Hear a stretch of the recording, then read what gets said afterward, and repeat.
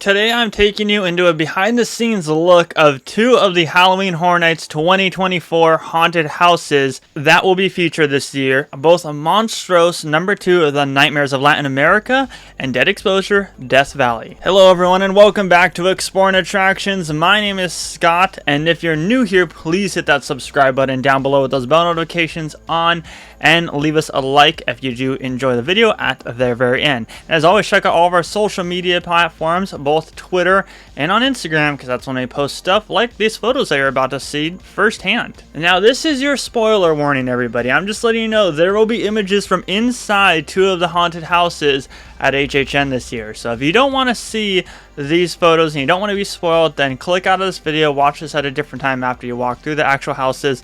This is your spoiler warning. I've been posting it all over social media already, but this is your spoiler warning right now. Okay, now it's over. Universal invited us out for another round of BTS tours. We're very grateful to be doing this the past 2 years, and now this year we had the opportunity to walk through Monstros and Dead Exposure Death Valley. So huge shout out to John Murdy and the Universal team, and just everyone who brings these houses all to life for having us out, and of course Murdy spewing off all the information that we need to know. Savannah actually got to attend this, shout out to Women in Horror, since I wasn't able to get out work, so I'm kind of basing this video off around like the information that she gave me and information that I already know of. So first things first, let's start off with Monstros #2, the Nightmares of Latin America. If you don't know already, this haunted house will actually be based around 3 different Latin urban legends, with the special guest Muerte. Muerte we saw last year. He is death. We'll also have El Chato, we'll have El Cucuy, and we'll have El Cadijo. That'll be the concept of this haunted house experience. 3 different urban legends coming at you and scaring the living crap out of you. Now we first start off the house in the El Chato location, and all these different posters obviously going to be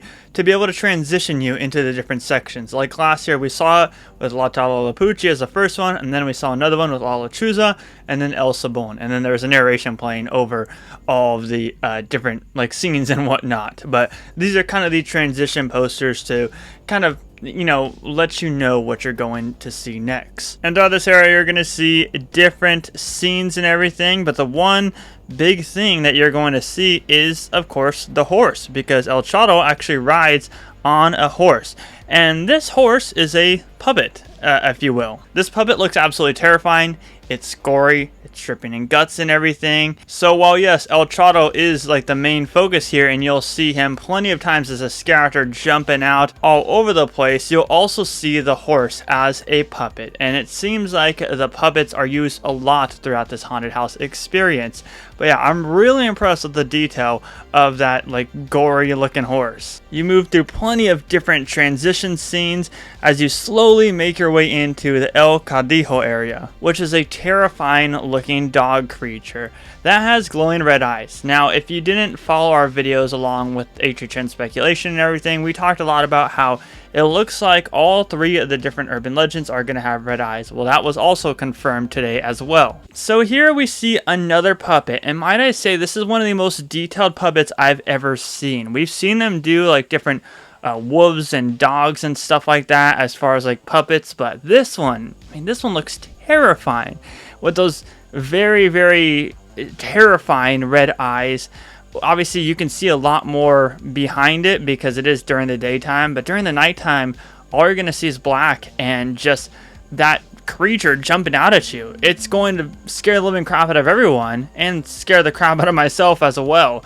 They're really utilizing puppets throughout Monstros #2, more so than they did for Monstros #1, but that's a common theme that you'll see across this whole haunted house experience.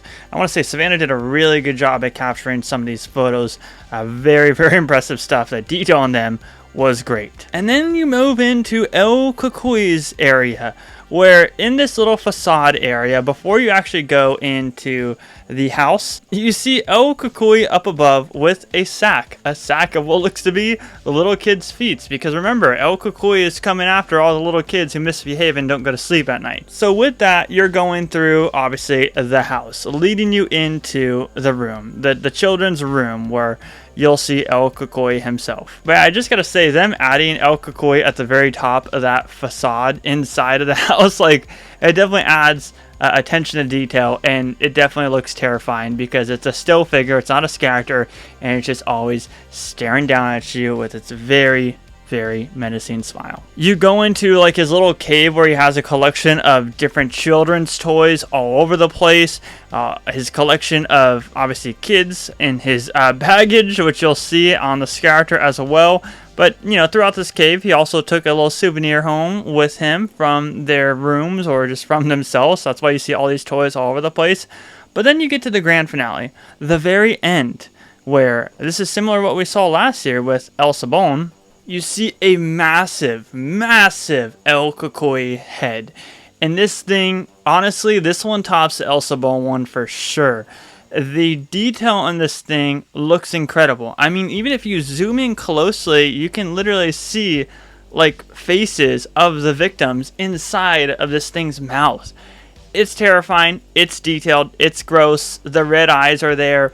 All I can say is it's gross. It looks terrifying, way more scary looking than freaking El Sabon was last year. I didn't think that they can one up themselves, but here we are looking at this terrifying El Cucuy creature. But that was the rundown of the BTS of Monstros number 2, The Nightmares of Latin America. Now let's move over to the other one that we got to tour, which was Dead Exposure Death Valley. One that they actually shared little behind the scenes look at the concept of some of the characters that we're going to see earlier before we even did the tour. So you kind of got an idea of exactly what to expect for those who are unable to, you know, go on these behind the scenes tours.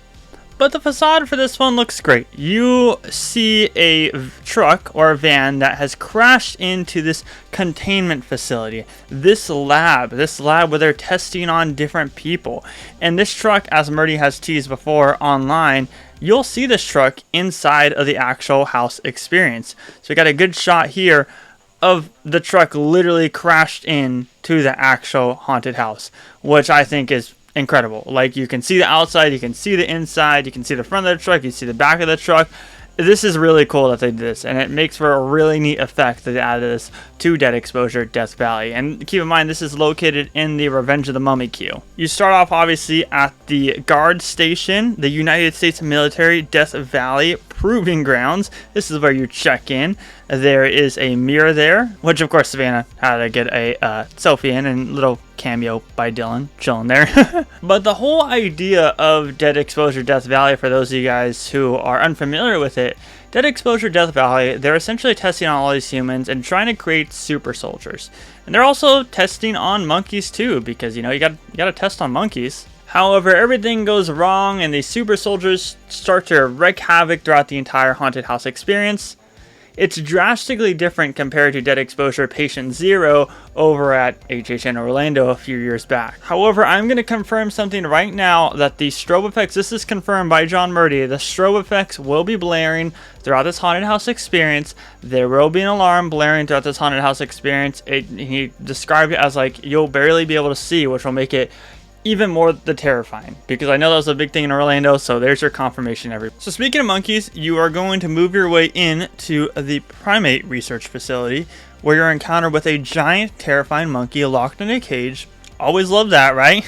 But it looks like the monkeys have started to take over, because in the little concept that they showed us, it looks like one of the monkeys is kind of operating on one of the lab directors or lab assistants. And you can see in this scene right here, that is where that's going to play out at. There's guts spilled all over the place. He's wearing a lab coat. And one thing that Murdy did talk about is the fact that it's a little throwback to Creepshow. They're using the same mask and outfit that they did for Creepshow. You remember going into that one of the first scenes, and you see Fluffy pop out of the crate, Fluffy the Crate Beast. Well, that's going to be the same mask and same outfit that we're going to see here at Dead Exposure. So that's the idea. The monkey's taking over after they just did all these tests on him, and he freaking got injected with all these different, you know, super soldier injections. And well, let's just say the guy on that table is not having a great time. You see different areas where they're testing on monkeys, like different areas where like a character can put their hands on it and play like a little narration where they jump out at you right after. Really unique stuff. Definitely something that I didn't expect. Like when Savannah was sending me all these pictures, I was like, okay, this is like really like demented and sick and twisted, and it kind of works. I mean, that photo right there just kind of sums up the entire house experience. It's really sick and twisted, which works for a Horror Nights Haunted House experience. But you make your way through this experiment facility where you start to see super soldiers take over a lot more. You see one of these zombie-looking creatures that's just a still figure that'll have audio cues and will obviously shake and everything, and there'll be a character that pops out from behind it. You have prison cells, or I should say holding cells, where they held all the test subjects, where now obviously the test subjects have been eaten alive, or the lab assistants have been thrown in there. And then we go into like the kind of walk-in freezer holding area, where you see a bunch of different creatures hanging from hooks above, and their brains are being tested on, and there's little frozen parts all over their body. Of course, Savannah had to get a photo because, you know, what else are you going to do when you're going through these behind the scenes tours? You snap a photo with one of these creatures. And then we make our way into the storage depot. So we make our way into the storage depot, and the kind of theme of the house experience kind of changes a little bit. We go from like a traditional lab, all the grays and everything, to all this toxic waste all over the place. So we saw another exclusive look at this drum wall from what they shared, and now we get to see it with all the lighting all over it. You can see there are different bodies and faces coming out of these radiation tubes. I thought that detail was pretty good. Rather than just having like tubes, there's like actual faces, meaning that they shove soldiers and different test experiments in here. And then you also have some that try to escape, and they're crawling out, and they're just literally skeletons now, with all this green ooze pouring all over the place. There are going to be different characters popping out of these tubes. You know, some of them are still figures, some of them are characters, so you'll never know what exactly which one's going to be which, because it's just going to be random, and you're going to be off guard because you're going to be checking all your surroundings, making sure that someone's not hunting you down with all this green goo all over the place. I'm really impressed with these like ending scenes. Like, I think that's really unique, and I really like the kind of like toxic tunnel vibe that they got going on here, with the different spots for characters to pop out in. I think that's really cool. And then here's a look at the finale scene right here. Nothing too large in scale. It's another like puppet kind of thing where you have 3 different experiments covered in that green stuff pushing out at you. So that's kind of the finale scene right there. And overall, that was Dead Exposure Death Valley. Both of the haunted house experiences were pretty exciting, and there definitely was lots of details that were shared and lots of stuff that we're not going to talk about because we want to leave it for the surprise factor for all of you. But huge shout out to Universal for inviting us out, and huge shout out to John Murdy for taking the time to kind of discuss with us everything going on with these 2 haunted houses. Savannah had a great time, and we cannot wait to actually walk through these with all the show lighting, all the characters in there. But if you're new here, please hit that subscribe button down below, those bell notifications on, and leave this video a like if you did enjoy it. We will be in HHN in Orlando this week, so make sure you're staying tuned for that. And as always, my name is Scott. You've been watching Exploring Attractions. Positivity is key, and most importantly, remember to keep exploring. Peace out, everybody.